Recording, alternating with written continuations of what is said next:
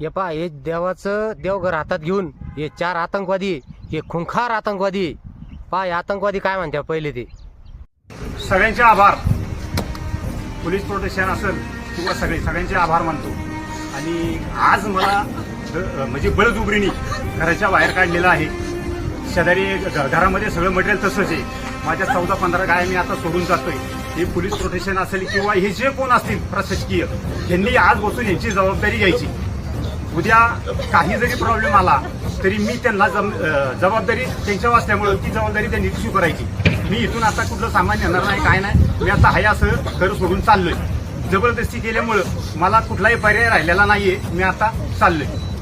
लोक कशी पूर्वीची जी म्हण होती की बाबा आम्ही काय खिंडी खाली जायचं का, तर आता आम्ही आता या खिंडीच्या दिशेने आता रवाना होतोय.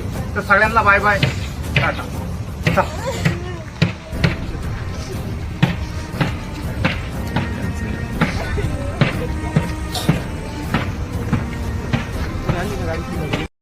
अरे लाजा वाटू द्या रे भिकार चोटाऊ. अरे शेतकऱ्यांना रक्त जाळून जाळून आयुष्यभर रक्त जाळून हे 2 खोल्या उभ्या केल्या असन रे, उभ्या केल्या असन. आणि या ज्या 15 गाई ना, या शेतकऱ्यांनी एकदम न सांगितल्या. अरे पहिले एक वासरू घेतला असन, एक एक वाढून वाढून आज ह्या गाई 15 झाल्या. आणि भामट्याव तुम्हाला साध्य काय होणार आहे. आज तुम्ही एका शेतकऱ्याचं घर उजाडून टाकलं. अरे त्याची आयुष्यभराची जमापुंजी तुम्ही एका मिनिटामध्ये जमीनदोस्त केली. काय त्यानं कुठं आतंकवाद नव्हता केला, कोणाचे मुंडके मोडून घरदार उभं नव्हतं केलं. आणि काय करायचा तुमचा हा विकास, काय निष्पन्न होणार तुमचा विकास करून.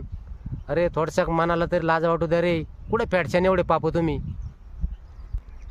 आज या माणसाचे 2 लेकरं, बायको, स्वतः माणूस ढासा ढासा रडू राहिला. आज आयुष्यभराची त्याची पुंजी तुम्ही एका मिनिटात जमीनदोस्त केली. अरे भामट्याव, एखाद्या नेत्याची जर तिथं झोपडी असती ना, साधी झोपडी, तर तुम्ही त्याचे 10-20 कोटी रुपये शासनाकडून वसूल केले असते भिकार चोटा हो. आणि या माणसाच्या आयुष्यभराची कष्ट करून रक्त जाळून यानं हे जे कष्टाचं आपलं संसार उभा केलेला होता, तुम्ही एका मिनिटात जमीनदोस्त केला. त्याला 1 रुपयासुद्धा तुम्ही मोबदला दिला नाही. अरे भामट्या हो, जनाची नाही मनाची तरी अंतरात्म्याला तरी विचारा तुम्ही. आपण हे चांगलं करू आलो का वाईट करू आलो. आणि तुम्हाला जर गरिबाची हाय लागली ना, तो गरीब तुमचं काहीच वाकडं करू शकत नाही. पण ज्यावेळेस तुम्हाला हाय लागेल ना, अरे तुम्ही कुत्र्याच्या मौतीनं मारशान, कुत्र्याच्या मौतीनं. वरच्याकडं न्याय आहे. आज तो माणूस गेला, तळतळून गेला. आज तो भगवंताकडं रडला असन. आज तिची मुलगी पा, आज तिच्या हातामध्ये देवघर आहे. बाकी फक्त ते कपड्यावर चालले आपल्या स्वतःच्या. त्याने तिथून काहीच घेतलं नाही, सगळं वाऱ्यावर सोडून दिलं. आज ते देवाकडं रडले.